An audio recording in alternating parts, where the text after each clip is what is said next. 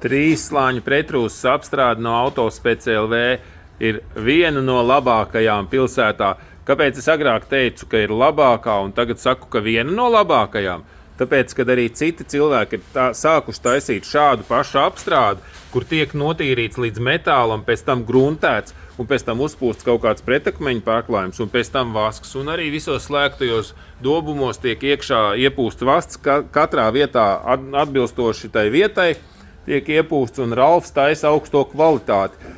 Un Ralf, Jā. Ko tu teiktu, ja mēs iedotu atkal kaut kādu akāciju uztaisīt? Nekādā gadījumā.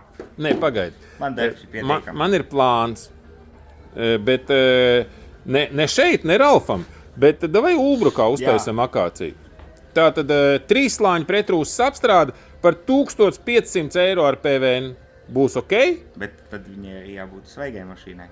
Nu, ne jau uz kaut kādiem veciem lūžņiem. Nu, tur, kur ir šausmīgi daudz jātīra rūsa, tur būs bišķi dārgāk.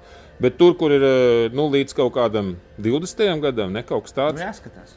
Nu, jā, ja no ārzemēm var jau arī vecākiem mašīnām. Ja Japāņu mašīna, tad jau viņi 3-gadīgi jāskatās. Man ir Mazda 21. gada, man viss ir brūns apakšā. Un tur uzreiz 3000. Labi, sarunājam tā. Tātad, ja tev ir BMW, tad 1500, ja? Pareizi? Tā? Tas varbūt viņiem, ja manī tādas lietas nenotiek. Jā, bet, tad, ok, uztaisam tad to atlaidu Ulbrukā, ja? Jā. Un vienkārši nākošu nedēļu viena vieta ir atbrīvojusies, tāpēc es gribu, lai kāds cilvēks strauji atbrauc uz Ulbruku, laikam nākošu nedēļu, jā. Un mēs viņam uztaisīsim trīsslāņu pretrūsas apstrādi par 1500, ja? Nu, Ralf, pasveicina visus subscriberus. 1500 eiro ar PVN! Pīsnieks! Atā, Ralf, atā.